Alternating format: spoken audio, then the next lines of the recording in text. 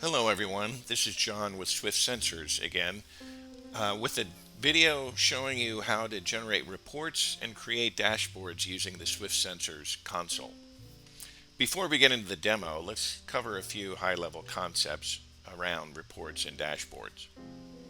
You can think of two different types of reports available in the console. One is for generating logs or outputting your data over time, oftentimes used for compliance when inspectors are in visiting your restaurant or tracking the temperature of vaccines in a pharmacy or clinic.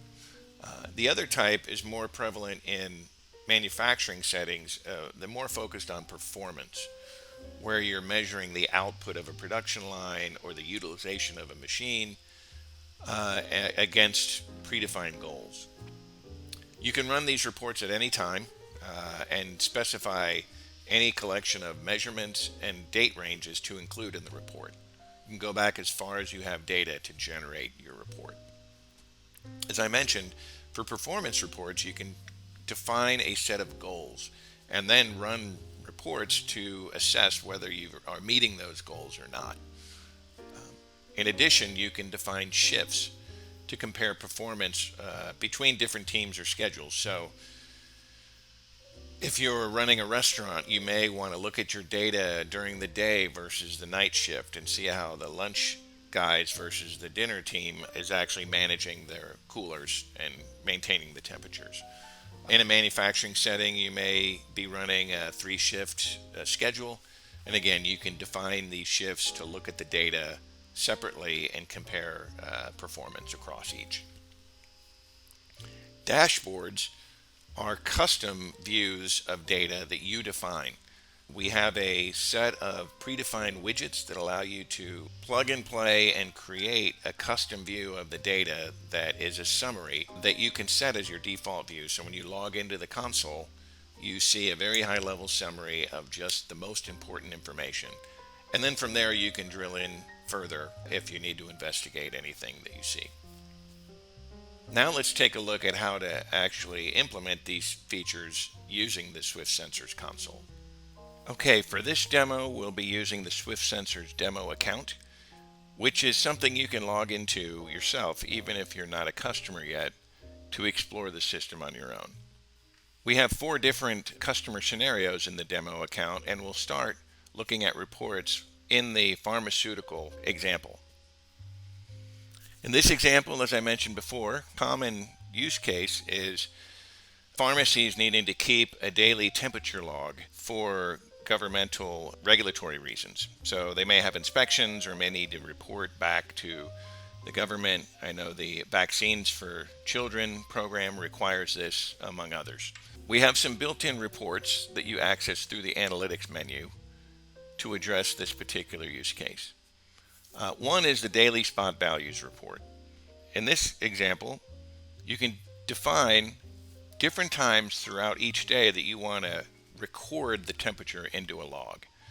We have a number of predefined times, or you can define your own. We'll go ahead and select this first one here.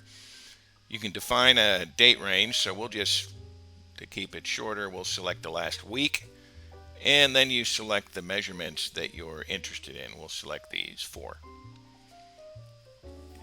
Now it's going through the data and generating the report, and you can see for each measurement, this is the actual measurement compared against the upper and lower threshold values.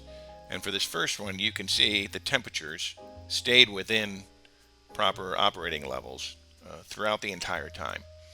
As I go through each, you can see where there may be certain times when the temperatures exceeded those thresholds.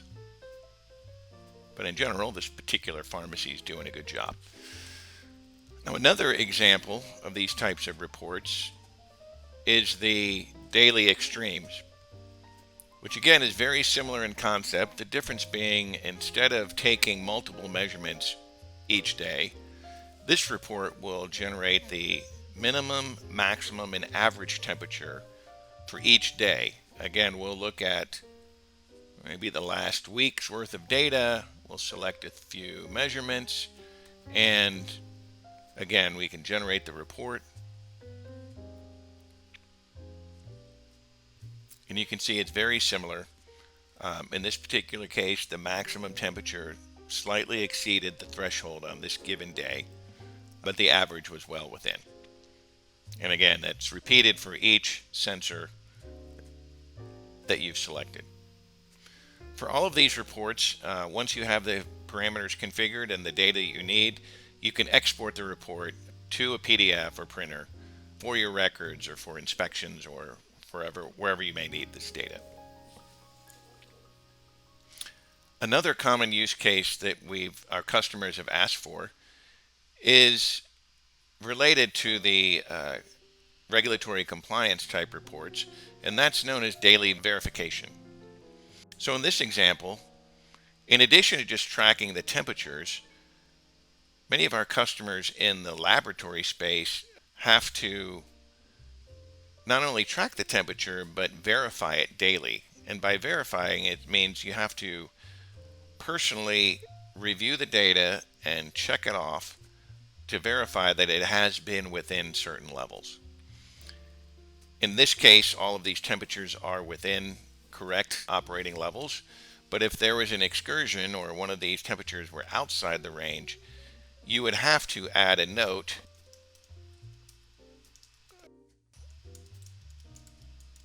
as to why the temperature has been exceeded.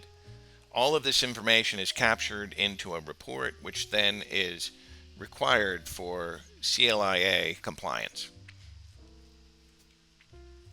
Okay, let's look at some of our performance reporting.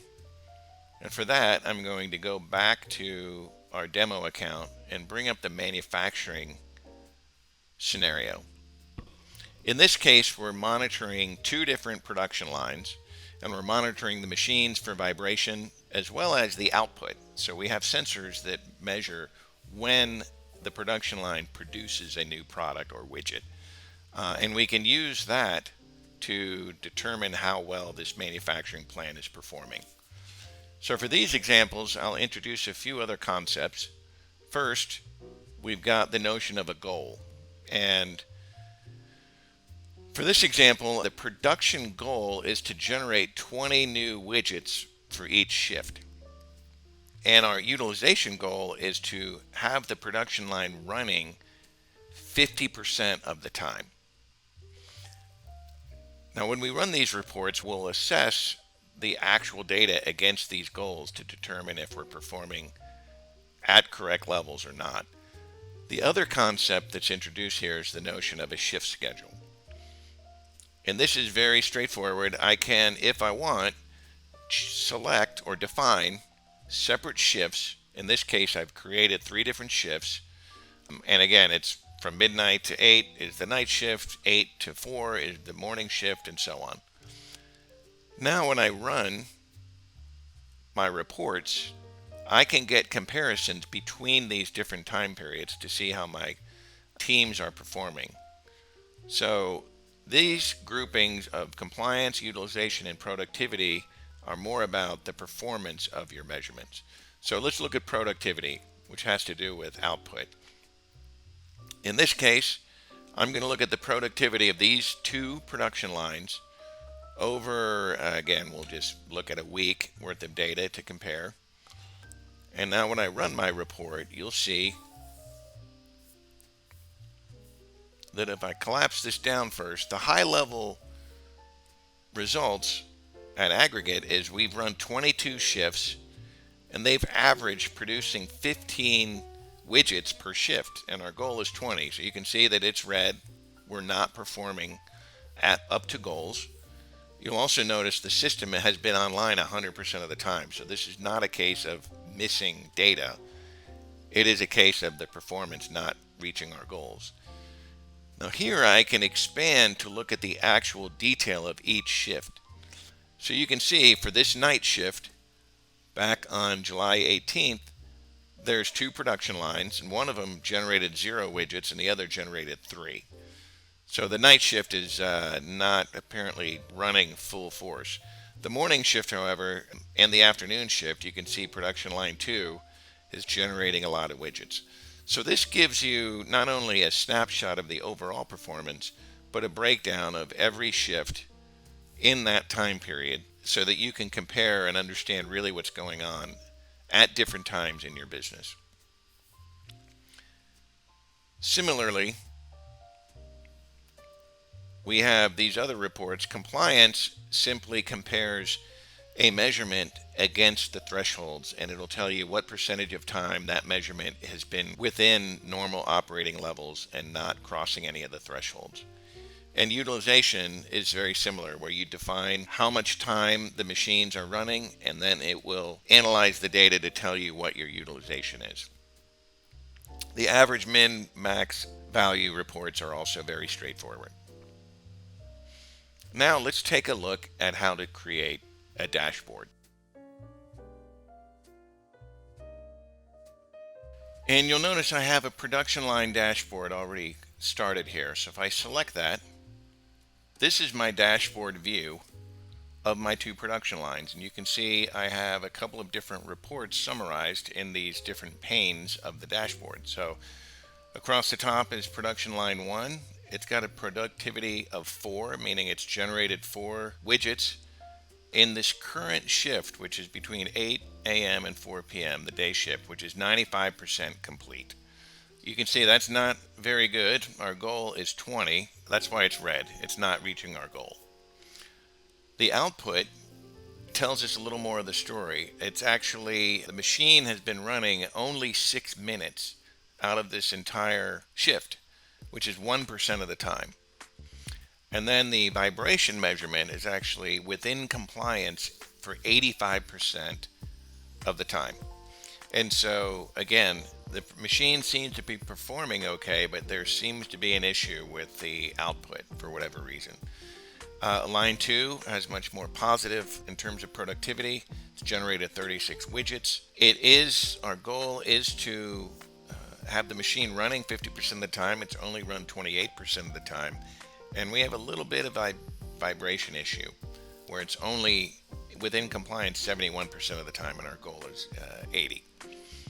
Now, if I wanted to add some more information to this dashboard, I can click on the name, and now this is the editor where I can hit this blue plus sign, and now this gives you an idea of all of the predefined widgets that I can use to add to my dashboard. That includes things like video cameras from Eagle Eye Networks and all of these different types of reports and data. So let's say that, well, we want to look at a summary of all of our measurements for this account, and maybe we have a particular concern about one of the measurements. So I'm going to go ahead and put this line 2 vibration sensor measurement on my dashboard as well. And so now once I like what I see here, I can hit the checkbox to save it. And now here's my updated dashboard. You can see I have a total of 6 measurements in this sub account. 2 of them are currently in warning levels. 3 of them are fine, and 1 of them is not compared against the threshold. You can also see the battery and connectivity of the gateway and the sensors. And it says they've all been battery. There's no warning levels on the battery, and we have no disconnects on the network. This is the second widget I added, which is the vibration measurement, and you can see this is the raw data, and you can see with the yellow represents when the vibration has gone beyond the threshold, which is why we have some concerns about that particular machine. Using dashboards, you can create a high-level summary for your account and make this the default view. So when I come in the future, I can start from this view, and then if I need to drill into any more detail, I can simply go to my list view, and now I'm back to all of the different measurements available in my system. So that's a summary of reports and dashboards using the Swift Sensors console. Thanks again for watching.